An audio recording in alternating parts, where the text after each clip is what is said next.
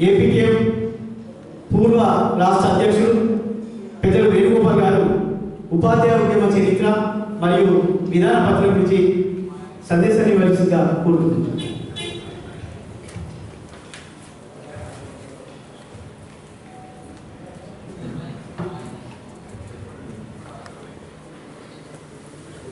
మిత్రులారా, ఈ పూట సమావేశానికి అధ్యక్షత వహిస్తున్నటువంటి రాష్ట్ర కార్యదర్శి భోగేశ్వర్ గారికి, పూర్వ ప్రధాన కార్యదర్శి మిత్రులు మనోహరరాజు గారు, జనగామ జిల్లా అధ్యక్షులు లక్ష్మణ్, హాజరైనటువంటి ఉపాధ్యాయ మిత్రులందరికీ కూడా ఉద్యమాభినందనలు తెలియజేస్తూ, మీ అందరికీ చిన్న సారీ ఏంటంటే నా వ్యక్తిగత కారణాల వల్ల నేను నిన్నటి సమావేశంలో పాల్గొనలేకపోయాను. Feeling very much sorry. ఇక అధ్యయన తరగతులకు సంబంధించి ఆల్మోస్ట్ ముగింపు తీసుకొచ్చాం. నిన్నటి నుంచి కూడా అనేక అంశాల మీద మనం పిలిచిన పెద్దలు మనం ఎడ్యుకేట్ చేయడానికి, చైతన్యం చేయడానికి ప్రయత్నించారు. ఆ నేపథ్యంలో ఉపాధ్యాయ ఉద్యమ నిర్మాణమే కర్తవ్యంగా మనం ముందుకు పోవాల్సినటువంటి అవసరం ఉంది. ఎందుకంటే ఇంతవరకు అధ్యక్షుల వారు భోగేశ్వర్ ఉపాధ్యాయ ఉద్యమ చరిత్ర చాలా కవర్ చేసింది. అట్లే సందేశంలో మనోహరరాజు కూడా చాలా విషయాల పట్ల మనకు అవగాహన కలిగించేటువంటి ఒక ప్రయత్నం చేస్తూ మనకు ఒక కర్తవ్య బోధన చేయడం జరిగింది. ఇక్కడ నేను ఒక ప్రశ్న మీ అందరికీ వేస్తాను. 98 తర్వాత అపాయింట్ అయినటువంటి 98 కంటే పూర్వం అపాయింట్ అయిన వాళ్ళే కదా ఇక్కడ ఉన్నవాళ్ళు. 98 పూర్వం రైట్. సగం మంది 98 పూర్వం అపాయింట్ అయిన వాళ్ళు ఉన్నారు, సగం మంది 98 తర్వాత అపాయింట్ అయిన వాళ్ళు ఉన్నారు, 2005 తర్వాత అపాయింట్ అయిన వాళ్ళు, 2005 తర్వాత అపాయింట్ అయిన వాళ్ళు. రైట్. అయితే చరిత్ర నుంచే వర్తమానం ఉంటుంది. మన రాష్ట్ర కమిటీ ఉపాధ్యాయ ఉద్యమ చరిత్ర మీరు చెప్పండి అని చెప్పారు. ఉపాధ్యాయ ఉద్యమ చరిత్ర అంటే ఉపాధ్యాయుడు ఎక్కడి నుంచి వచ్చాడు సమాజంలో. మనకు తెలుసు, చదువుతున్నది, మనకు ఉన్నటువంటి జ్ఞానం మేరకు గురుకులాల్లో ఒకడే టీచర్ ఉంటుండే. ఆయన ఒక ఆవాస ఏరియా, రెసిడెన్షియల్ ఏరియా, అక్కడ శిష్యులు గురువు వాళ్ళే ఉండి ఆయనకు తోచిన సబ్జెక్టులో ఆయన విద్యార్థులకు చెప్తూనే వాళ్ళకు జీవన నైపుణ్యాలను కూడా నేర్పేటువంటి, అంటే సింగిల్ టీచర్ స్కూల్ లాగా పూర్వకాలంలో గురుకులాలు ఉండేవి. ఎప్పుడైతే బ్రిటిష్ పాలనలో ఈ ఇన్ఫార్మల్ ఎడ్యుకేషన్ ఫార్మల్ ఎడ్యుకేషన్గా మారి పాఠశాల విద్యగా రూపొందుతున్నదో అప్పుడు ఉపాధ్యాయుడు పెయిడ్ ఎంప్లాయీ అయ్యి, గురుకులాల్లో ఉండే ఆ గురువు, ఆ సింగిల్ టీచర్ ఏదైతే ఉన్నాడో అతని సమాజమే పోషించింది. ఆయన కొంత భూమినిచ్చింది.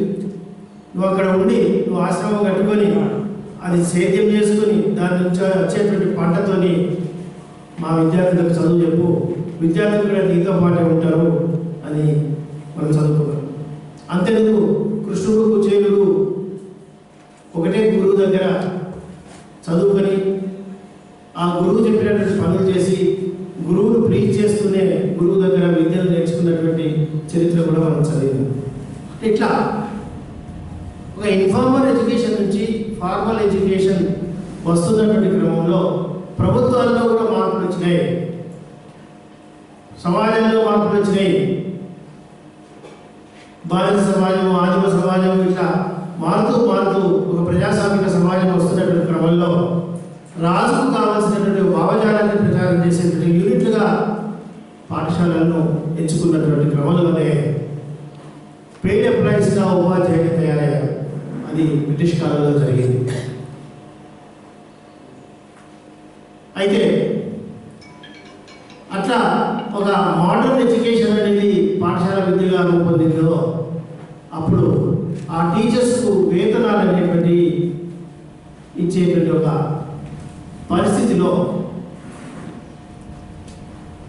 తక్కువ వేతనాలతో ఉపాధ్యాయులు పనిచేసేటువంటి ఒక పరిస్థితి. పిల్లలు ఇచ్చేటువంటి పప్పు బెల్లాలతో మాత్రమే, పప్పు బెల్లాలంటే పప్పు బెల్లాలని కాదు, చాలా మీగర్ అమౌంట్తో ఉపాధ్యాయుడు బతుకులు ఇచ్చేటువంటి పరిస్థితి ఉండేది. అందుకే బతకలేక బడి పంతులు అనే నానుడు వచ్చింది. సరే, ఇట్లా టీచర్స్ యొక్క సంఖ్య పెరుగుతున్న క్రమంలో ఈ వ్యక్తి చాకరీ ఏంది? దీని పట్ల ఆ ఉపాధ్యాయులుగా పనిచేసేటువంటి వాళ్ళే ఏం చేద్దాం? పాఠశాలలు రకరకాల యాజమాన్యాలతో, రకరకాల పరిస్థితులతో పాఠశాలలు ఉన్నాయి. ఉపాధ్యాయులు అట్లా ఉన్నారు. దీనికి ఏదో ఒక సంఘటితమైనటువంటి చర్య తీసుకుంటే తప్ప మన బతుకులు బాగుపడవు అనేటువంటి ఆలోచనతోనే 1944లో ఆంధ్ర ప్రాంతంలో తాపేశ్వరంలో మొట్టమొదట ఉపాధ్యాయ సంఘటనపై ఒక సభ పెట్టుకున్నారు. వాళ్ళు కూడా అక్కడ ఉండేటువంటి ఆ నాయకత్వాలకు స్ఫూర్తి ఏంటంటే, ఆనాడు కేరళ ప్రాంతంలోని మలబార్ ప్రాంతంలో ఉపాధ్యాయులు ఆనాటి ఆ సంస్థానాధీశుల నిర్వహించే పాఠశాలలో పనిచేసేటువంటి ఉపాధ్యాయులకు వాళ్ళు చేసినటువంటి ఉద్యమాల స్ఫూర్తితో వాళ్ళు ఉద్యమించడం ద్వారా వారికి కొంత మెరుగైనటువంటి పని పరిస్థితులు, మెరుగైన వేతన పరిస్థితులు వచ్చినటువంటి నేపథ్యంలో ఆ స్ఫూర్తి వీళ్ళకు అరే అక్కడ చేసేది, అక్కడ విజయవంతమైంది, మనం కూడా ఎందుకు విజయవంతం చేసుకోలేము? అయితే ఆనాడు ఉన్నటువంటిది బ్రిటిష్ ప్రభుత్వం, అక్కడేమో సంస్థానాధీశ ప్రభుత్వం. ఇక్కడ డైరెక్ట్గా బ్రిటిష్ ప్రభుత్వం ఆంధ్ర ప్రాంతంలో ఉంది. తెలంగాణ ప్రాంతం ఆనాడు నైజాం పాలనలో ఉన్నటువంటి పరిస్థితి. ఈ నైజాం పాలనలో ఉండేటువంటి తెలంగాణ ప్రాంతంలో కూడా మలబారు ప్రాంతంలో ఉపాధ్యాయులు చేసినటువంటి పోరాటాల స్ఫూర్తితో ఇక్కడ కూడా ఒక సంఘటితమైనటువంటి ఉపాధ్యాయ వర్గం తయారైంది. బ్రిటిష్ వాళ్ళు ఉపాధ్యాయులకు సంఘం పెట్టుకునే హక్కు లేదు. మీరు ఎట్లా సంఘం పెట్టుకున్నారు, ఎట్లా ఉపాధ్యాయ వృత్తి నిర్వహిస్తారని అణచివేత చర్యలు చేపట్టారు. మనకేమో గురువు పూజనీయులు, సమాజానికి మార్గనిర్దేశకులు అని ఇప్పుడు చెప్తారు. కానీ ఆనాటి నుంచి కూడా ఉపాధ్యాయుడు అంటే అని ఉపాధ్యాయుడు ఎప్పుడైతే మాట్లాడతాడో, వాయిస్ తెస్తాడో అణచివేత ప్రారంభమైంది. మనం బ్రిటిష్ పాలన తీసుకుందాం, జాతీయోద్యమ కాలంలో మాట్లాడేటువంటి మాటలు ఇవన్నీ కూడా ఉన్నాయి. స్వతంత్ర ప్రభుత్వం వచ్చింది.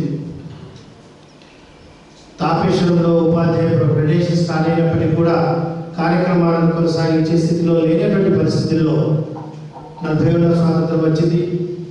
స్వాతంత్రం వచ్చింది, ఇక మన ప్రభుత్వమే. మన ప్రభుత్వంలో మనము మన సమస్యల గురించి మాట్లాడవచ్చు అని మళ్ళీ సంఘటన. ఎప్పుడైనా ప్రభుత్వాల వైఖరి అంటే సీటు మీద కూర్చుంటారు. మన ఇంతకుముందు రాజు చెప్పారు, మనం కలిసి తెలంగాణ ఉద్యమాన్ని నిర్వహించాం. ఎప్పుడైతే ప్రభుత్వంలోకి అధికారంలోకి వచ్చిందో వాళ్ళ వైఖరి మారింది. ఉపాధ్యాయులు ఉద్యోగులు అంటే ఎంత ఫ్రెండ్లీ ప్రభుత్వం అని చెప్తున్నప్పటికీ కూడా వీళ్ళ యొక్క డిమాండ్స్ పట్ల సానుకూల దృక్పథం లేనటువంటి విషయాన్ని మనం చూస్తున్నాం. బ్రిటిష్ ప్రభుత్వము, జాతీయ ప్రభుత్వము, తర్వాత వస్తున్న అనేక పార్టీల ప్రభుత్వాలు, అన్ని ప్రభుత్వాలు కూడా ఉపాధ్యాయుల హక్కుల పట్ల, ఉపాధ్యాయుల వేతన పరిస్థితుల పట్ల, వేతన పని పరిస్థితుల పట్ల సరైన దృక్పథం లేనటువంటి పరిస్థితి. ఈ 75 ఏళ్లలో స్వాతంత్రం వచ్చిన నాటి నుంచి కూడా ఏనాడు కూడా అయాచితంగా మన సమస్యల పరిష్కారం కాలేదు. మనం పోరాడితే మాత్రమే సమస్యల పరిష్కారం జరిగింది. నేను ఎందుకు 98 తర్వాత అపాయింట్ అయిన వాళ్ళు ఉన్నారా అని అడిగాను. పూర్వం ఉన్నవాళ్ళు, 98కు పూర్వం అపాయింట్ అయిన ఉపాధ్యాయులు ట్రాన్స్ఫర్ సంబంధించి ఎంత హ్యూమిలేట్ అయ్యారు, ఎన్ని సమస్యలు ఎదుర్కొన్నారు. నిజానికి ఉపాధ్యాయులకి ట్రాన్స్ఫరే ఒక పనిష్మెంట్. వేరే ఉద్యోగులకు రకరకాల పనిష్మెంట్ ఉన్నప్పటికీ కూడా అటువంటి పరిస్థితుల్లో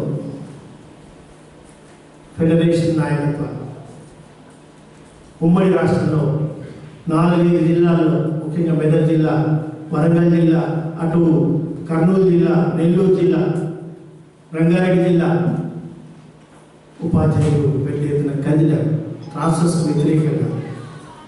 ఆనాడు చంద్రబాబు ప్రభుత్వం, తెలుగుదేశం ప్రభుత్వం ఈ ట్రాన్స్ఫర్స్ ఏంటి, మమ్మల్ని విచక్షణారహితంగా ఈ ట్రాన్స్ఫర్ చేసి మారుమూల ప్రాంతాలకు ట్రాన్స్ఫర్ చేసి చేయడం ఏంటి అని ప్రశ్నించినటువంటి ఉపాధ్యాయులు పెద్ద ఎత్తున ఆందోళన చేశారు. ఆనాడు జిల్లా పరిషత్ చైర్మన్ చేశారు. ఈ జిల్లా పరిషత్ చైర్మన్లు ఎందుకు ఇట్లా చేస్తున్నారు అనేది ఒక స్టడీ, ఒక నిపుణుల కమిటీ చంద్రబాబు వేశారు. రెడ్డి సుబ్రహ్మణ్యం అనేటువంటి ఆనాడు డైరెక్టర్ ఆఫ్ స్కూల్ ఎడ్యుకేషన్, ఆయన ఆధ్వర్యంలో కమిటీ వేసి ఉపాధ్యాయుల వద్దకు వచ్చేసేసి ఈ 4-5 జిల్లాల్లో ఉపాధ్యాయుల వద్దకు వచ్చి ఆందోళన చేస్తున్నటువంటి ఉపాధ్యాయులతో చర్చించి, అందులో ప్రధానంగా మన మెదక్ జిల్లాలో, ఉమ్మడి మెదక్ జిల్లాలో ఉపాధ్యాయులు ఏపీటీఎఫ్ ద్వారా సంఘటితపడి ఫలానా చైర్మన్ లేదా ఫలానా ప్రజాప్రతినిధి ఈ రకంగా చేశాడు, సోదాహరణంగా వివరించిన తర్వాత ఇట్లా అన్ని జిల్లాల్లో ఇదే పద్ధతిలో కొంచెం హెచ్చు తగ్గులుగా జరిగిన క్రమంలో ఉపాధ్యాయుల బదిలీలకు అధికార ఇష్టాయిష్టాలతో కాకుండా ఏదో ఒక పారామీటర్స్తో బదిలీ చేయాల్సిన అవసరం ఉన్నదని రెడ్డి సుబ్రహ్మణ్యం ఒక రికమెండేషన్ చేశారు. ఎట్లా చేయాలి? కౌన్సిలింగ్ విధానం, ఉపాధ్యాయులకు ఉండేటువంటి అర్హతలు, సర్వీసు, ఇవన్నిటిని ప్రాతిపదికగా తీసుకొని కౌన్సిలింగ్ విధానంలో బదిలీ చేయాలి. పదోన్నతుల సందర్భంగా కూడా కౌన్సిలింగ్ విధానంలో పోస్టింగ్ ఇవ్వాలి. అపాయింట్మెంట్ అప్పుడు కూడా అట్లా ఆ కౌన్సిలింగ్ విధానంలో పోస్టింగ్ చేయాలి అని రికమెండేషన్ ఇచ్చిన నేపథ్యంలో ఆ 4 జడిపి చైర్మన్ పార్టీ నుంచి సస్పెండ్ చేశారు. అట్లా ఒక సాహసోపేతమైన నిర్ణయం ఆనాడు చంద్రబాబు ప్రభుత్వం తీసుకొని ఉపాధ్యాయులకు కౌన్సిలింగ్ విధానాన్ని ప్రవేశపెట్టడం ద్వారా ఈరోజు ఈ కొత్తగా అపాయింట్ అయిన టీచర్స్ తమ ఎలిజిబిలిటీ మేరకు, తమ మెరిట్ మేరకు అందుబాటులో ఉండేటువంటి వేకెన్సీస్ను తన కోరిక మేరకు కోరుకుని ఒక ప్రశాంతంగా ఉద్యోగం చేసుకునేటువంటి ఒక పరిస్థితులను కల్పించింది ఉపాధ్యాయ ఉద్యమం, ప్రధానంగా ఏపీటీఎఫ్ ఉద్యమం. ఇట్లా ఉమ్మడి ఆంధ్రప్రదేశ్లో 47లో సంఘటితపడినటువంటి ఉపాధ్యాయ ఉద్యమము ఆనాడు రాజాజీ మద్రాసు ముఖ్యమంత్రిగా ఉన్న కాలంలో ఉపాధ్యాయులకు సరైనటువంటి వేతనాలు చెల్లించాలి, ఫస్ట్ నాడు జీతాలు ఇవ్వాలి. ఇంకా ఆనాడు ఆంధ్ర ప్రాంతంలో ఉండే పాఠశాల పరిస్థితి మరీ ఘోరంగా, లోకల్గా ఉండేటువంటి పంచాయతీ బోర్డుల అంటే ఒక రకంగా ఎయిడెడ్ పాఠశాల లాగా ఉండేటువంటి ఒక పరిస్థితిలో ఉపాధ్యాయులకు ఒక వేతన స్కేల్ కావాలి, వాళ్ళకు సరైన వేతనాలు ఇవ్వాలని వీళ్ళు మద్రాసు వీధుల్లో ఒక ర్యాలీని తలపెట్టారు. ఆ ర్యాలీ అట్లా అయిందో లేదో సాయంత్రం వరకు వాళ్ళకు ఒక వేతనాలు పెంపు చేస్తూ ప్రభుత్వం ఉత్తర్వులు జారీ చేసింది. దాని ద్వారా ఉపాధ్యాయ ఉద్యమానికి ఒక ఊపు వచ్చింది. కానీ ఆ ఊపు ద్వారా ఉపాధ్యాయులంతా సంఘటితపడి ప్రభుత్వంని అపఖ్యాతి పాలు చేస్తారేమో అనేటువంటి ఒక భయం ప్రభుత్వంలో వచ్చేసేసి బ్రిటిష్ ప్రభుత్వం ఏ 417 జీవోలు చూపించి ఆనాడు సంఘ కార్యక్రమాలను అడ్డుకున్నదో అదే జీవోను జాతీయ ప్రభుత్వం కూడా చూపించి ఉపాధ్యాయులకు సంఘం పెట్టుకునేటువంటి హక్కు లేదు, మీరు న్యాయబద్ధం చేసేటువంటి హక్కు లేదు, మీరు ఏ రకమైనటువంటి సంఘటితమైనటువంటి కార్యక్రమాలు చేయడానికి వీల్లేదని, ఒకవేళ చేస్తే నేను ఉద్యోగాల నుంచి తీసేస్తామని చెప్పి భయపెట్టి తాకీదునిచ్చి సంఘ కార్యక్రమాలను అడ్డుకునేటువంటి ఒక ప్రయత్నం చేస్తున్న క్రమంలో ఆనాడు ఎలిమెంటరీ ఫెడరేషన్గా ఉండేటువంటి ఏపీటీఎఫ్ మద్రాసు హైకోర్టులో ఈ 417 జీవోను ఛాలెంజ్ చేసింది. ఛాలెంజ్ చేస్తే 1951లో దాని మీద తీర్పు వచ్చింది. అప్పటికే 1950లో రాజ్యాంగం అమల్లోకి వచ్చింది. రాజ్యాంగంలో సంఘం పెట్టుకునేటువంటిది హక్కు, ఒక పౌరునికి ఉండేటువంటి ప్రాథమిక హక్కు. ఉపాధ్యాయులుగా ప్రాథమికంగా అతని పౌరుడుకునే హక్కులు కూడా ఉపాధ్యాయులకు వర్తిస్తాయి.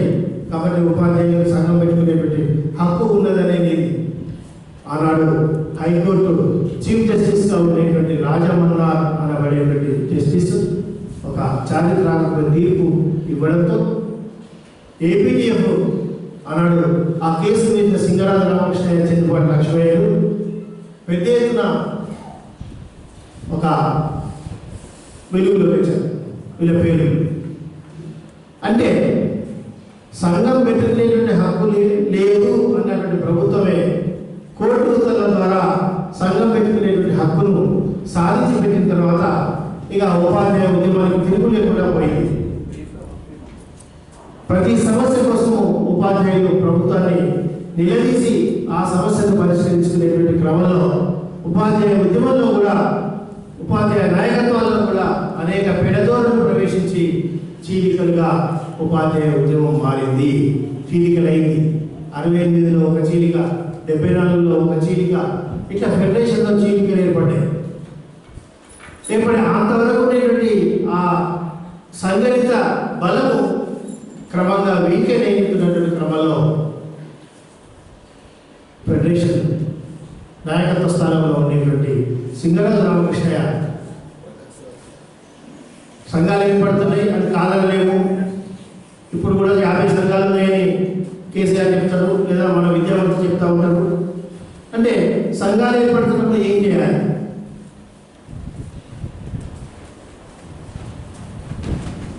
ఈ సంఘాలతో ఒక ఐక్య వేదిక ఏర్పరిచి ఆ ఐక్య వేదిక ద్వారా ఉమ్మడి సమస్యల మీద పోరాటం చేయడం ద్వారా ప్రభుత్వాన్ని నిలదీసి మన సమస్యలను పరిష్కరించుకునేటువంటి అవకాశం ఉన్నదని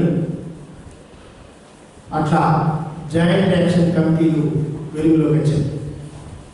ఉపాధ్యాయులు వచ్చి ఉద్యోగులు కూడా 1957లో మొట్టమొదటి పిఆర్సీ గురించి కొట్లాడారు. ప్రతిసారి పిఆర్సీ గురించి కొట్లాడే క్రమంలో, పోరాటాలు చేస్తున్నటువంటి క్రమంలో ఉద్యోగ ఉపాధ్యాయులు కూడా సమానమైన స్కేల్స్ అమలు చేస్తున్నటువంటి క్రమంలో ఈ ఐక్య వేదిక, ఉద్యోగుల ఉపాధ్యాయుల ఐక్య వేదిక జాయింట్ యాక్షన్ కమిటీలు వెలుగులోకి వచ్చాయి. చివరికి 1977లో ఫ్యాప్టో ఏర్పడింది. ఇదొక ఉపాధ్యాయ ఐక్య వేదికకు దాన్ని రూపకల్పన చేసింది సింగరాజు రామకృష్ణయ్య. ఆ సింగరాజు రామకృష్ణయ్య ఆధ్వర్యంలో ఫ్యాప్టో నిర్మాణం జరిగి ఫ్యాప్టోకు ఒక నిబంధనలను ఏర్పరిచి అన్ని సంఘాలు అందులో భాగస్వామ్యమే, ఏ ఒక్క సంఘం కూడా బయట లేకుండా అన్ని సంఘాలు కలిసి ఫ్యాప్టో ద్వారా ప్రభుత్వంతో ప్రాతినిధ్యం చేయడం ద్వారా ఉపాధ్యాయ సమస్యలు పరిష్కారం అవుతూ వచ్చాయి. అయినప్పటికీ కూడా ఉపాధ్యాయ సమస్యల్లో ప్రధానంగా 1970sలో ఒక రకమైనటువంటి నియామక విధానం అమలులోకి వచ్చింది. ఆనాడు 500,000 టీచర్స్ స్కీమ్ ఒకటి వచ్చింది.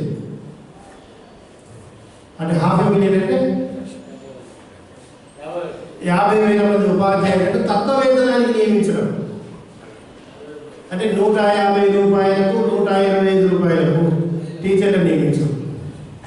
150 రూపాయలు ఎవరికంటే ట్రైన్డ్ గ్రాడ్యుయేట్, అన్ట్రైన్డ్ వాళ్ళకు 125 రూపాయలు. ఇట్లా 500,000 స్కీమ్లో ఉపాధ్యాయుల నియామకాలు జరిగింది. 500,000 స్కీమ్ ఏంటి? అప్పటికే 1966లో కొఠారి కమిషన్ యొక్క రిపోర్ట్ వచ్చింది. కొఠారి కమిషన్ రిపోర్ట్ ఏం చెప్తుంది? ఉపాధ్యాయుల స్టేటస్ సంబంధించి అప్పటికే 1966లో ప్యారిస్ అంతర్జాతీయ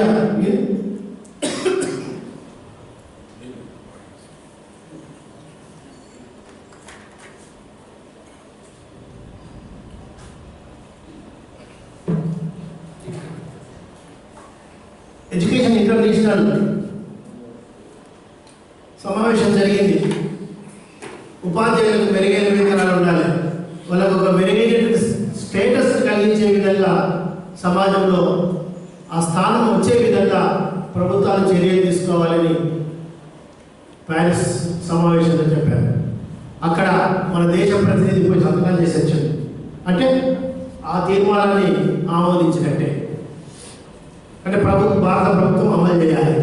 ఇక్కడ కొఠారి కమిషన్, భారత ప్రభుత్వం నియమించిన కొఠారి కమిషన్ కూడా పాఠశాల విద్యలో కామన్ స్కూల్ విధానం ఉండాలి. అన్ని ప్రభుత్వ పాఠశాలల ప్రభుత్వ యాజమాన్యంలోనే నిర్వహించబడాలి. ఉపాధ్యాయులు అనేవాళ్ళకి మెరుగైనటువంటి వేతనాలు రావాలి. సమాజంలో అన్ని వృత్తుల కంటే ఉపాధ్యాయ వృత్తి ప్రధానమైంది కాబట్టి ఆ ప్రధానమైన వృత్తికి ఇచ్చేటువంటి వేతనం పై స్థాయిలో ఉండాలి. ఇతర ఉద్యోగాల కంటే ఎక్కువ వేతనం ఉండాలి. మెరుగైన పదోన్నతి విధానం ఉండాలి. మెరుగైన పని పరిస్థితులు ఉండాలి. ఇవన్నీ రికమెండేషన్ చేశారు. మరి మెరుగైన పదోన్నతి విధానం అంటే టీచర్గా ఉన్నాడు, టీచర్ రిటైర్ కావడము, టీచర్ దగ్గర అసిస్టెంట్గా పనిచేసిన, జూనియర్ అసిస్టెంట్గా పనిచేసిన డిఓఐ మళ్ళీ రావడం కాదు. టీచర్ కూడా డిఓ కావాలి. ఆ క్రమంలో మనకు 1959లో బల్వంతరాయ్ మెహతా కమిటీ సిఫార్సుల మేరకు పాఠశాలలన్నీ కూడా లోకల్ బాడీస్కి అప్పగించాలనేటువంటి ఒక సిఫార్సు వచ్చింది.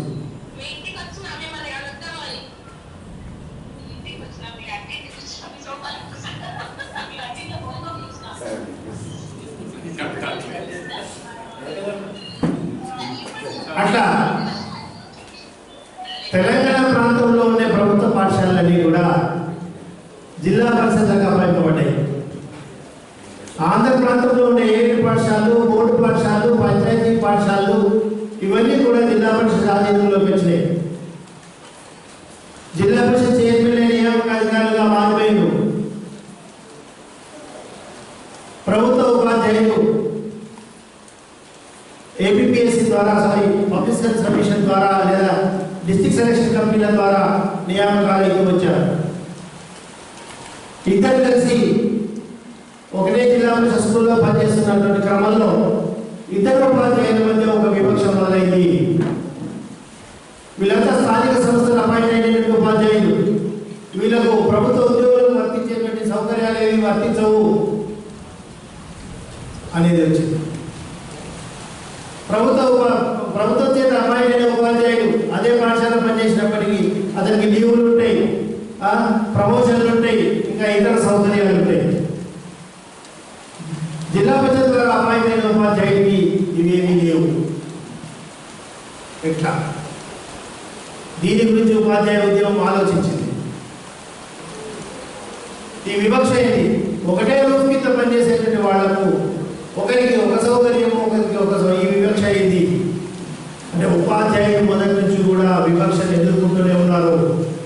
వీళ్ళ మీద వివక్ష ఉంటుంది. వివక్షను ఎదుర్కొంటూ ఒక మెరుగైనటువంటి సౌకర్యాలు సాధిస్తున్నటువంటి క్రమంలో చరిత్ర చెప్తా ఉంది.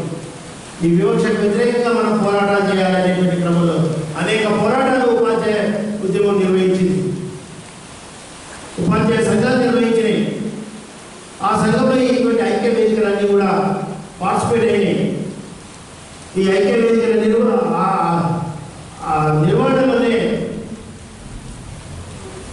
ఈ పోరాటాలన్నీ సక్సెస్ అయ్యి పంచాయతీరాజ్ ఉపాధ్యాయులకు లేదా జిల్లా పరిషత్ ఉపాధ్యాయులందరికీ కూడా ప్రభుత్వ ఉపాధ్యాయులకు వర్తించే అన్ని సౌకర్యాలు వర్తించాలని ఉత్తర్వులను పొందడం జరిగింది. అట్లా నీకు సౌకర్యాలు అంటే ఒకటే పాఠశాలలో పనిచేసే ప్రభుత్వ మహిళా ఉపాధ్యాయురాలకి మెటర్నిటీ ఉంటుంది, జిల్లా పరిషత్ మహిళా ఉపాధ్యాయురాలకి మెటర్నిటీ ఉండదు. జీవదశ సెలవుతో మెటర్నిటీ కావాలి. ఇంత దుర్మార్గమైనటువంటి పరిస్థితులను మనం మార్చుకున్నాం.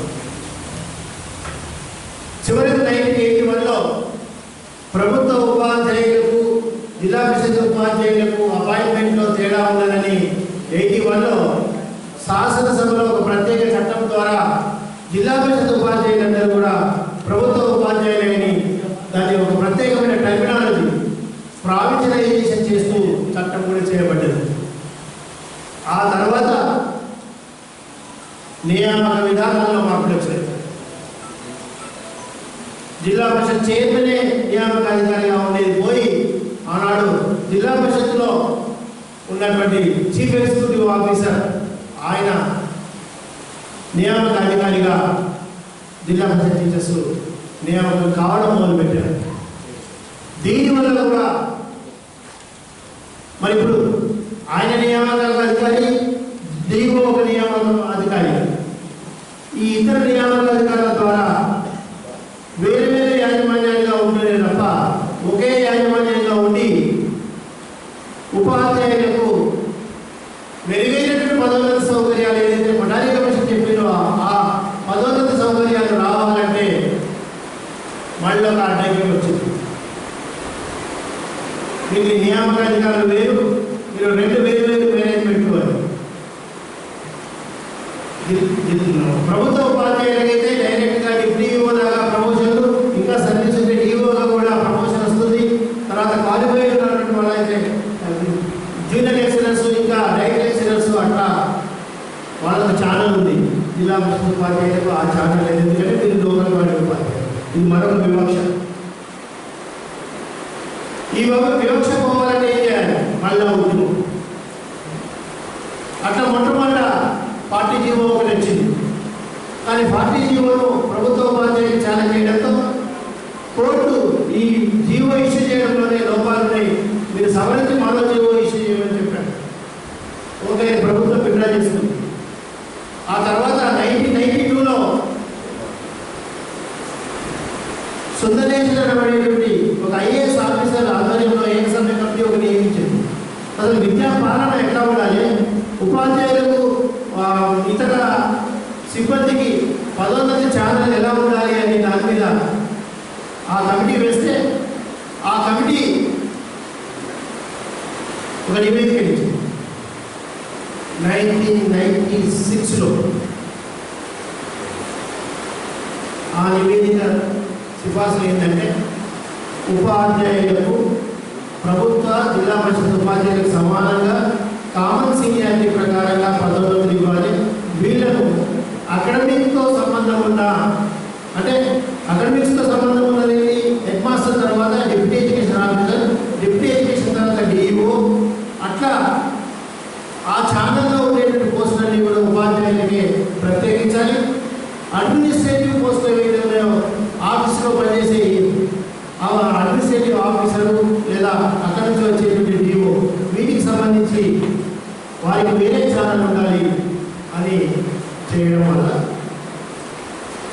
ఒక ప్రత్యేకమైనటువంటి ఒక సైకిల్ తయారు చేయాల్సినటువంటి పరిస్థితి ఏర్పడింది.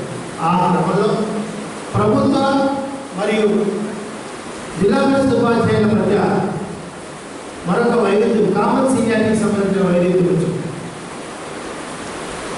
అప్పుడు ప్రభుత్వం మరొక జీవో ఇష్యూ చేసింది.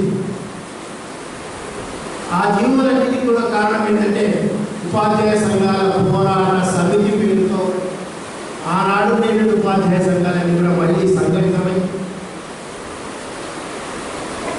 ఉపాధ్యాయులందరికీ కామన్గా పదోన్నతులు ఇచ్చే విధంగా కామన్ సీనియారిటీ ప్రకారంగా సర్వీస్ రూల్స్ ఫ్రేమ్ చేయాలని చెప్పడం వల్ల ఆనాడు 98 అక్టోబర్ 15 నాడు సెక్రటేరియట్ చెలో సెక్రటేరియట్ పిలిపించి సెక్రటేరియట్ ముట్టడించిన క్రమంలో 20,000 మంది ఉపాధ్యాయులు ఉత్తరే వాడబడుతున్నటువంటి క్రమంలో వర్షంలో తడుచుకుంటూ మేమందరం సెక్రటేరియట్ ముట్టడించిన క్రమంలో వేలాది మందిని అరెస్ట్ చేశారు. సరే, ఆ తర్వాత నవంబర్ 6 నుంచి నిరవధిక సమ్మెకు ఆనాడు యుఎస్పిఎస్ పిలుపునిచ్చిన నేపథ్యంలో చంద్రబాబు ప్రభుత్వం ఆనాడు విద్యామంత్రిగా కడియం శ్రీహరి ఉన్నప్పుడు 505, 538 రెండు జీవోలను ప్రభుత్వం ఇష్యూ చేసింది. 505 గెజిటెడ్ పోస్టులకు సంబంధించి అయితే 538 నాన్ గెజిటెడ్ పోస్టులు, అంటే non gazetted HET, school assistant, తర్వాత సూపరింటెండెంట్ అట్లా ఆ రకమైన పోస్టులు. గెజిటెడ్ అయితే head masters, junior lecturers, senior lecturers, అట్లా డైరెక్టర్ దాకా ఉండేటువంటి పోస్టులకు సంబంధించి రెండు జీవోలు ఇష్యూ చేసి కామన్ సీనియారిటీ ద్వారా ఉపాధ్యాయులకు మెరుగైనటువంటి పదోన్నతి విధానానికి మొట్టమొదట ప్రభుత్వం ఒక మార్గాన్ని సులభం చేసింది. ఇది నేను ఎందుకు చెప్తున్నానంటే జీతాల పెంపు నుంచి కూడా మనకు పదోన్నతులకు సంబంధించినటువంటి అనేక వివక్షలకు వ్యతిరేకంగా ఉపాధ్యాయ ఉద్యమం ఉద్యమించింది. 59లో పోయినటువంటి హక్కులు 98 వరకు కొంత సాధించగలిగినాం. లోకల్ బాడీకి విద్యను అప్పగించడం ద్వారా ఉపాధ్యాయ వర్గం చాలా సౌకర్యాలను కోల్పోయింది. ఆ సౌకర్యాలన్నీ కూడా క్రమక్రమంగా పోరాటం ద్వారా సాధించగలిగినాం.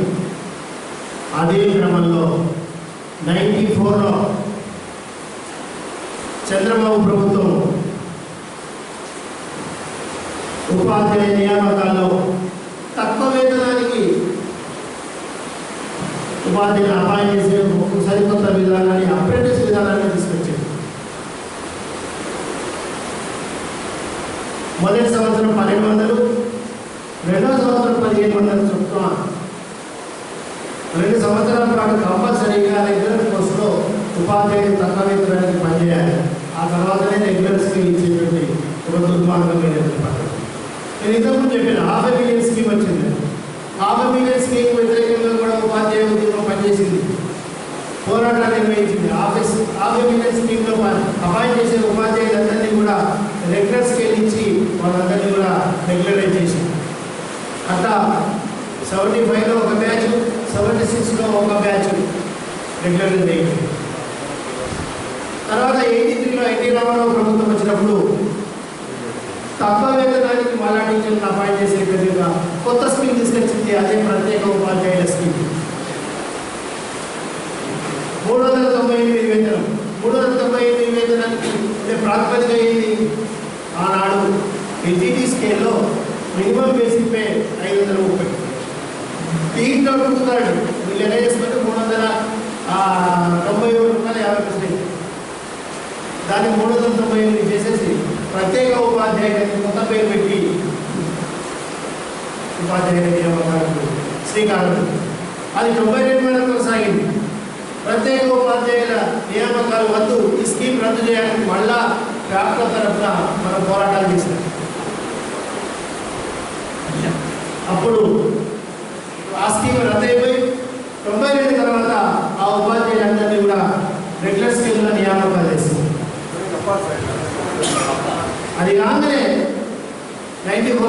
విధానం వచ్చింది. అంటే మనం 75 ఏళ్ళ ఉపాధ్యాయ ఉద్యమ చరిత్ర చూస్తే పక్క వేతనాలకు ఉపాధ్యాయులు అపాయింట్ అయ్యి వాళ్ళ సంఘటిత శక్తితోని వాళ్ళు ఆ కొత్త కొత్త స్కీమ్లను రద్దు చేయించుకుంటూ ఆ సమస్యలను పరిష్కారం చేయించుకుంటూ ముందుకు పోతున్నటువంటి ఒక చరిత్ర ఉంది. అంటే పోరాటాల ద్వారా మాత్రమే మన సమస్యలు పరిష్కారం అవుతాయి. పోరాటాల ద్వారానే మన సమస్యలు పరిష్కారం అయ్యాయి. 94లో వచ్చినటువంటి అప్రెంటిస్ విధానం 2008లో రాజశేఖర రెడ్డి ముఖ్యమంత్రిగా ఉన్నప్పుడు నేనప్పుడు ఏపీఎఫ్ ప్రెసిడెంట్గా జాబ్టో పేరుతో ఉమ్మడి ఐక్యవేదికను నిర్మించి 2008 అక్టోబర్లో నిరవధిక సమ్మె చేసినాం 13 రోజులు. నిరవధిక సమ్మె తర్వాత అప్రెంటిస్ విధానం రద్దు చేయాలని మన డిమాండ్ పెట్టినప్పటికీ కూడా ప్రభుత్వము అంగీకరించి 2009 జనవరిలో ఆ అప్రెంటిస్ విధానాన్ని పూర్తిగా రద్దు చేసి ఇక నుంచి నియామకాలన్నీ రెగ్యులర్ స్కేల్లోనే ఉంటాయని చెప్పి, అయితే ఆ రెగ్యులర్ స్కేల్లో నియామకాలు అయినప్పటికీ కూడా ఆ 2 ఏళ్ల సర్వీస్ ఏంటి, తక్కువ వేతనానికి పనిచేసినటువంటి ఆ 2 ఏళ్ల సర్వీస్ను ఇంక్రిమెంట్లకు లేదు, పెన్షన్కు లేదు. ఇది మరొక వివక్ష. మళ్ళీ దాని మీద ఒక పోరాటం చేసిన క్రమంలో 2 ఏళ్ల పీరియడ్కు 2 రోజుల ఇంక్రిమెంట్స్ ప్రభుత్వం మంజూరు చేసింది. ఆ 2 ఏళ్ల కాలాన్ని పెన్షన్కు పరిగణించింది. ఇది కూడా జరిగింది.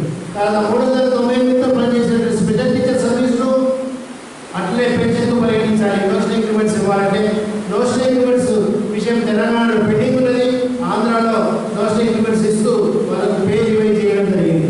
పెన్షన్కు మాత్రం ఉమ్మడి రాష్ట్రంలోనే దాన్ని పరిగణించడం అనేది జరిగింది.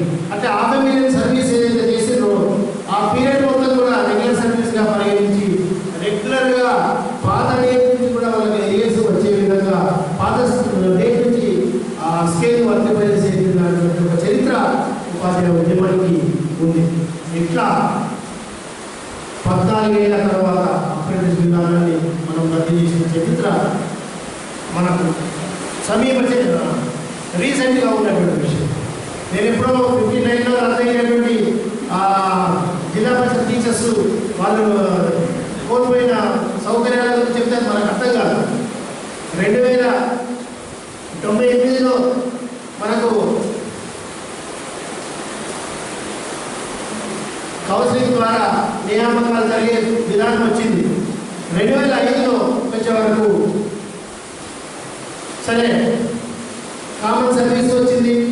ఒకటే అపాయింటింగ్ అథారిటీ వచ్చాడు, డిఓని అపాయింట్ చేస్తూ ఉన్నాడు. మరి మాకు వేతనాలు మళ్ళీ ఇంకా లోకల్ ఫండ్ ద్వారా రావడం ఏంటి? కొత్త ఉపాధ్యాయులకు లోకల్ ఫండ్ గురించి తెలియదు. నెలకొక్కసారి లోకల్ ఫండ్ గ్రాంట్ గురించి పోతుంది. లాస్ట్ వీక్లో గ్రాంట్ మంజూరు అయ్యేది ఏరియాస్ వస్తాయి. లేకుంటే మళ్ళీ నెలకు మళ్ళీ పాము అదేదో పరమపద సోపానంలో పాము మిగిలినట్టు అవుతుంది. మళ్ళీ కిందికి వస్తాం, మళ్ళీ కార్యవాహి మొదలు పెట్టాలి. ఇటువంటి పరిస్థితులు, అటువంటి పరిస్థితి నుంచి మన గవర్నమెంట్ టీచర్స్ లాగానే ప్రభుత్వ ఉద్యోగుల ద్వారా లాగానే బ్యాంకుల ద్వారా వేతనాలు రావాలి అనే డిమాండ్ పెట్టిన క్రమంలో 2005 ఏప్రిల్ 1 నుంచి మనకు 010 ఆ ఫోన్ ద్వారా జీతాలు వస్తుంది. ఇట్లా ఒక్కొక్క సమస్యను ఉపాధ్యాయ ఉద్యమం పరిష్కరిస్తూ వస్తుంది. మంచిది. చివరకు 2015 సెప్టెంబర్ 30 నాడు సుప్రీంకోర్టులో మన కామన్ సర్వీస్ రూల్స్ కేసు విచారణ వచ్చినప్పుడు ఆ జడ్జి అడిగారు, ఆ హాల్లో నేను కొండలేని అక్కడ ఉన్నాం. సుప్రీంకోర్టు హాల్లో విచారణ జరిగిన లేదా విచారణ జరిగిన రోజులు వేరే కేసు విచారణ జరగలేదు. పొద్దున 10 నుంచి సాయంత్రం 5 దాకా మన కేసే విచారణ జరుగుతుంది. ఆయన అడిగారు, అపాయింటింగ్ అథారిటీ ఎవరు?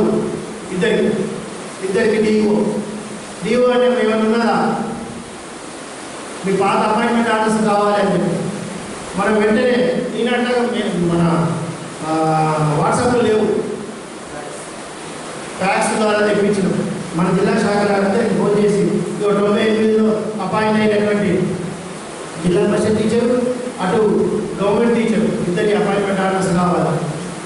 తెప్పించి అవి లంచ్ తర్వాత ఆయనకు చూపించి ఆయన సబ్మిట్ చేస్తే ఎస్ బోత్ ఆర్ సేమ్. చావు సాలీసార్ పెయిడ్ అని అడిగి S010 కామన్ హెడ్ ప్రకారంగా కన్సాలిడేటెడ్ ఫండ్ నుంచే రిలీజ్ అవుతుంది. Okay, then what is the difference between government teacher and Zilla Parishad teacher both are government servants అని చెప్పి అది తీర్పులో వచ్చింది. మీరు చూడండి 2015లో వచ్చిన తీర్పు మన ఉపాధ్యాయ దర్శనంలో వేసింది ఉపాధ్యాయ దర్శనంలో వేసింది ఆ సుప్రీంకోర్టు తీర్పు 4 లైన్లే ఉంది తీర్పు. దానికి అనేక అర్థాలు ఉన్నాయి. ఒక్కటేంటంటే మీరు టెక్నికల్గా జిల్లా పరిషత్ టీచర్స్ను లోకల్ కేడర్గా ఆర్గనైజ్ చేయలేదు. మన లోకల్ కేడర్ అంటే ఏంటి మనం తెలుసుకోవాలి. మనకు ప్రెసిడెన్షియల్ ఆర్డర్ అనేది రాష్ట్ర ప్రభుత్వం అంటే 69లో జరిగిన తెలంగాణ ఉద్యోగం దగ్గరికి పోవాలి. అక్కడ ముల్కీ రూల్స్ ఏంటి?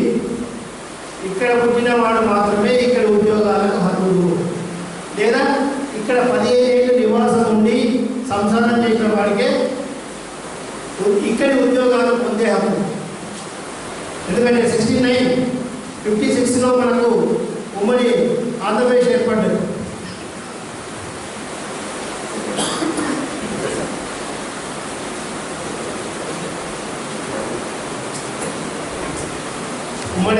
ఏర్పడ్డది. ఏర్పడిన తర్వాత ఉద్యోగాలకు సంబంధించి మనకు అవన్నీ తెలుసు. తెలంగాణ ఉద్యోగంలో మనం మాట్లాడాలి. నిధులు నియామకాలు అన్నీ మన నియామకాలన్నీ కూడా వాళ్ళే వచ్చి ఆక్యుపై చేస్తున్నారు. ఈ స్థానికులకు అవకాశం లేకుండా పోతుంది. సో పెద్ద ఉద్యమం వచ్చింది. మొదటి దశ 69 ఉద్యమం.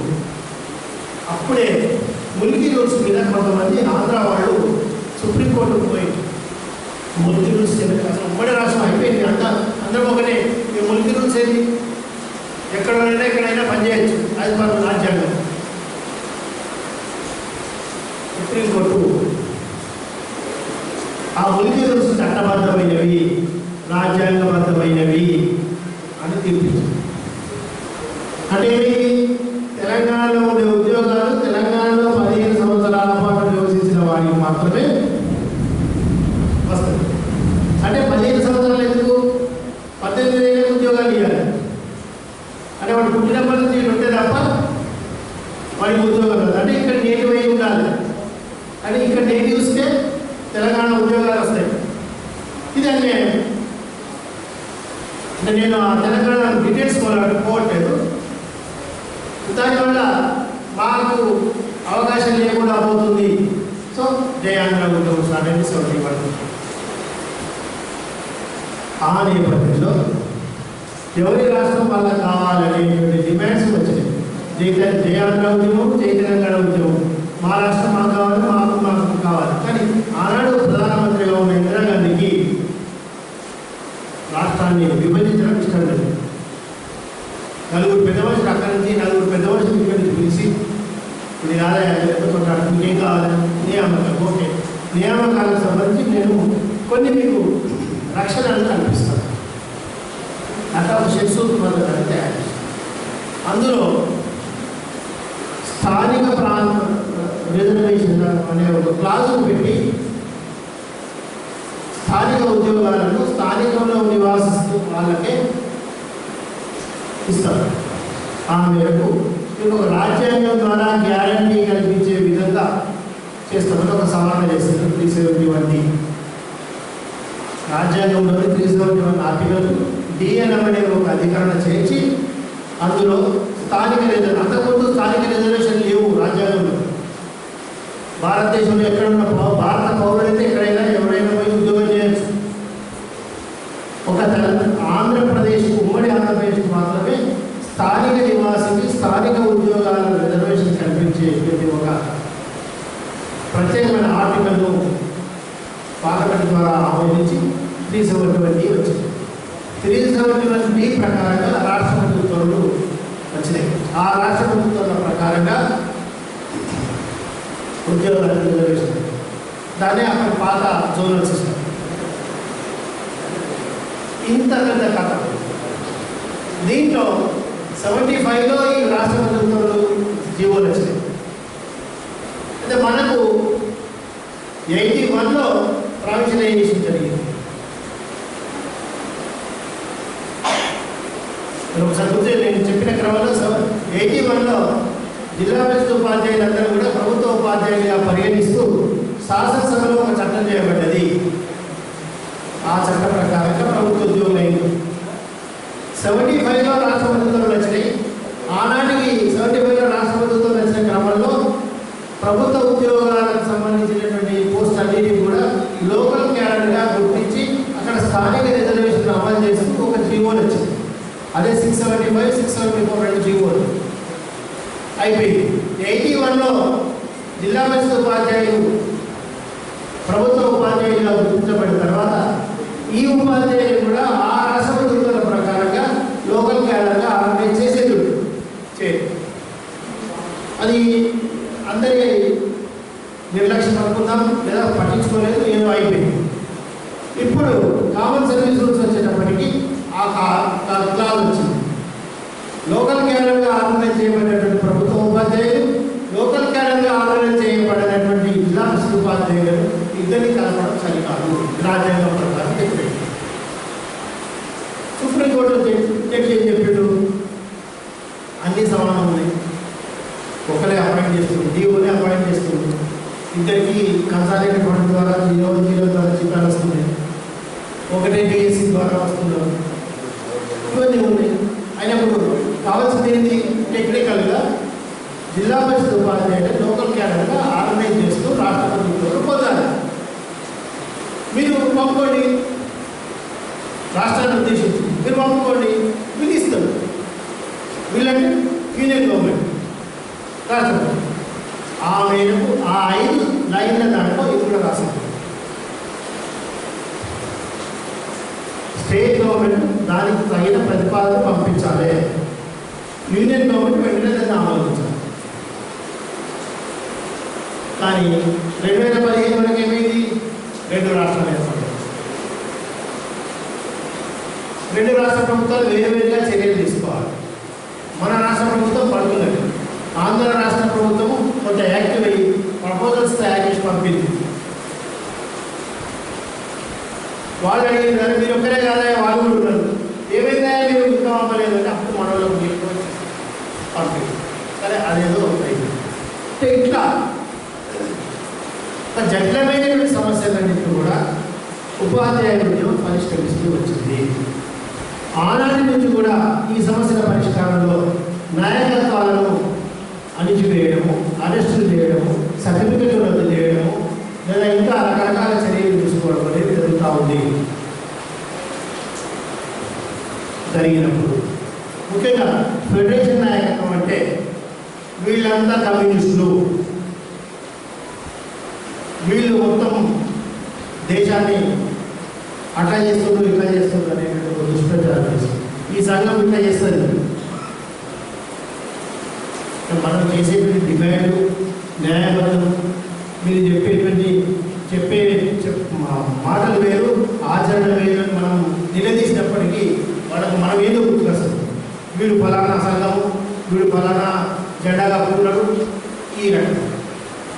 ఆ క్రమంలో ఫెడరేషన్ కమ్యూనిస్ట్ సంఘము, ఆ కమ్యూనిస్ట్ సంఘము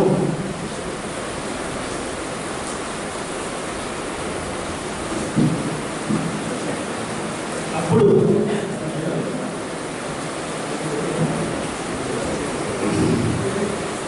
ఆ క్రమంలో ఆనాటి ఫెడరేషన్ నాయకులు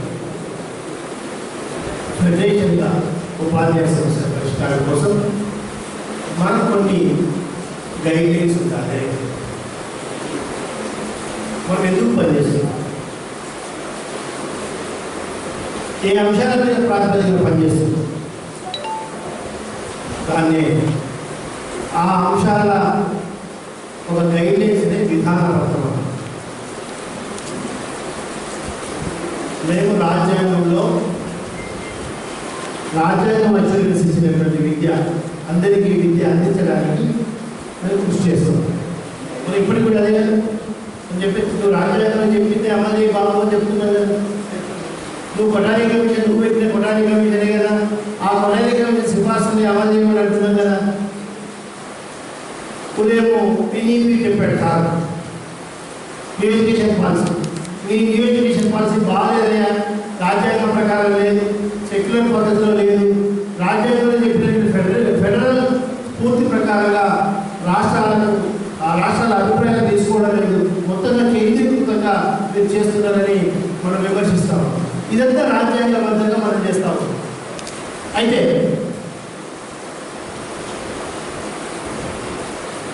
రాజ్యాంగం చెప్పినటువంటి లౌకిక ప్రజాస్వామిక సమసమాజ నిర్మాణంలో భాగంగా విద్య ఉండాలి, విద్య ఆ భావాలను కల్పించాలి అని మనం మన విధాన పత్రంలో రాస్తాం. మీ దగ్గర అనుకున్నదా అడిగితే ఇచ్చిండ్రు నిబంధనలు అందరికి. ఇది లాస్ట్ 22nd పేజీ నుంచి విధాన పత్రానికి సంబంధించినటువంటి ముఖ్యమైన అంశాలు ఉంటే చూడండి. అంటే ఇట్లా రాజ్యాంగం చెప్పినటువంటి సమసమాజ నిర్మాణం కోసం అందరికీ విద్య అందించే క్రమంలో ఫెడరేషన్ కృషి చేస్తుంది. ఉపాధ్యాయులుగా ఉన్నవాళ్ళు ఆ లక్ష్యాలను మన విధాన పత్రంలో ఏవైతే ఆశయాలను పెట్టుకున్నామో ఆ ఆశయాలను ఆమోదిస్తే చాలు. అతనికి వ్యక్తిగతంగా ఏ అభిప్రాయాలు ఉన్నా సరే ఆ అభిప్రాయాన్ని సంఘంలో చొప్పించకుండా సంఘం ఆశయాల కోసం పనిచేస్తే అతను సంఘ సభ్యులుగా చేయగలరు.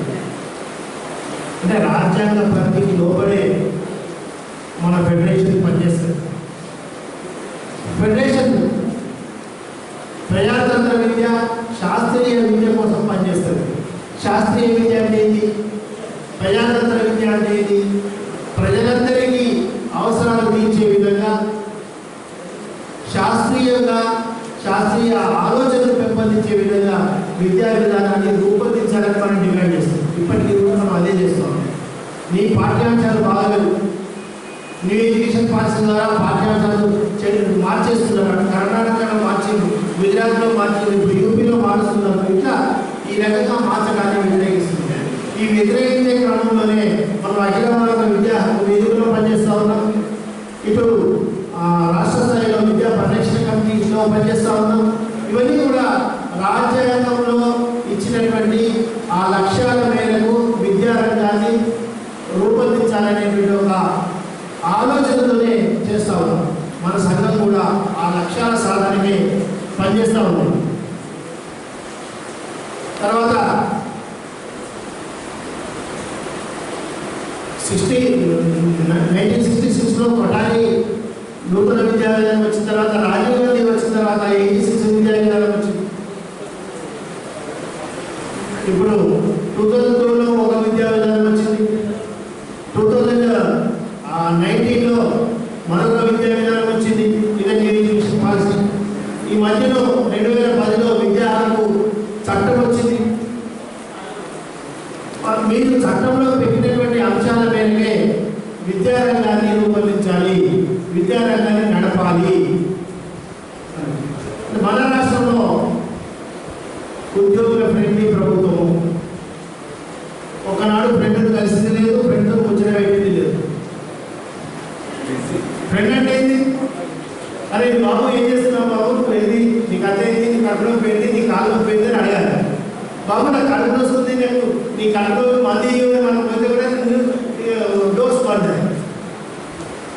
నేను అధ్యక్షుడిగా ఉన్నప్పుడు రాజశేఖర రెడ్డి ప్రభుత్వం, రాజశేఖర రెడ్డి సీఎం అపాయింట్మెంట్ కోరితే 2-3 రోజులు ఒక రోజు అపాయింట్మెంట్ వచ్చేది. ఒకసారి ఉదయం 4:30కు అపాయింట్మెంట్ వచ్చింది. మేము ఉదయం 4:30కు ప్రగతి భవన్ పోయినాం. ఆనాడు ప్రగతి భవన్ కాదు, సీఎం ఆఫీస్, అదే ప్లేస్లో సీఎం క్యాంప్ ఉండేది. మనందరూ రూమ్లో కూర్చొని వెయిట్ చేసి కరెక్ట్గా 5 గంటలకు సార్ వచ్చింది. లుంగి పెట్టి మీరు అంటే నేను నాట్ ఇన్సల్టింగ్, అంటే హౌ హీ వాజ్ డెమోక్రాట్. అంటే ఎంత ప్రజాస్వామ్యబద్ధంగా ఆయన వచ్చి మన సమస్యను పరిష్కరించడం వరకు మన అర్జీలను స్వీకరించారు.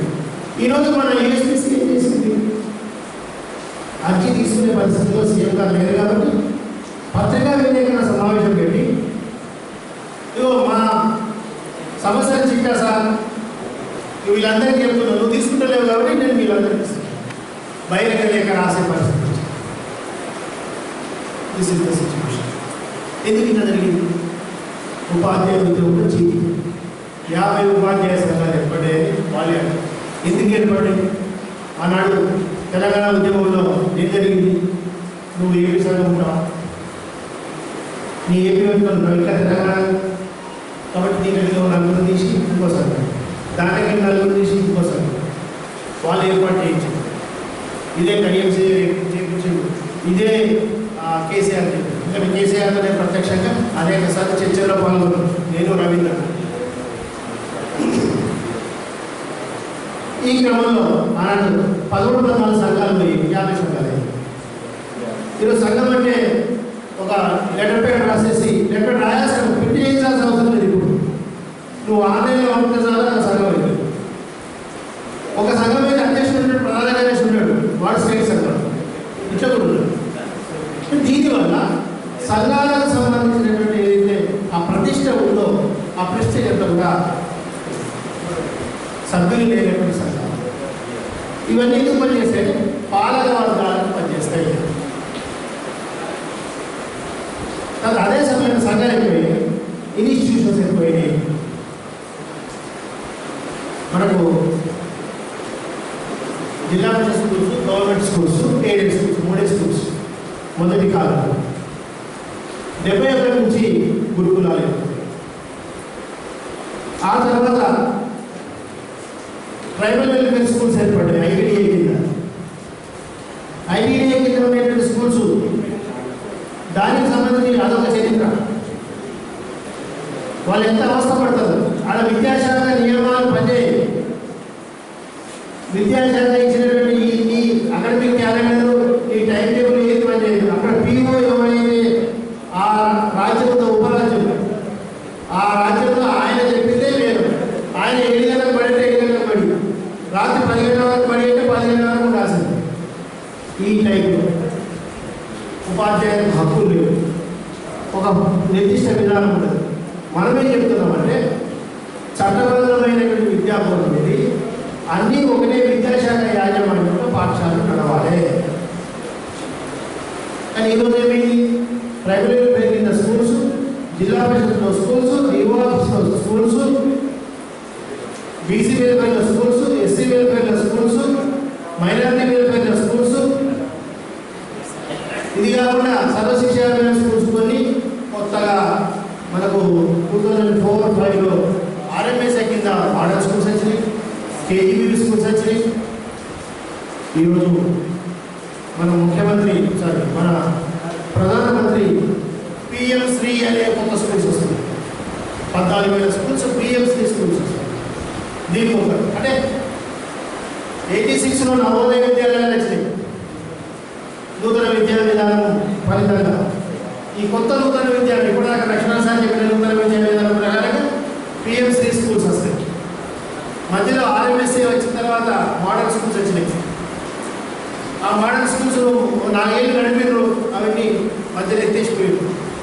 వాళ్ళ స్టేట్ గవర్నమెంట్ నిర్వహిస్తారు. KGBV schools central government funds రాష్ట్ర ప్రభుత్వం నిర్వహించాలి. ఈ అన్ని స్కూల్స్కి సంబంధించినటువంటి దాంట్లో ఉపాధ్యాయుల స్థితిగతులు ఎట్లా ఉంది? ఎవరైనా కేజీబీ స్కూల్లోకి వెళ్ళినా మీరంతా కార్యకర్తలు కదా, అక్కడ టీచర్ల వేతనాలు ఎంత?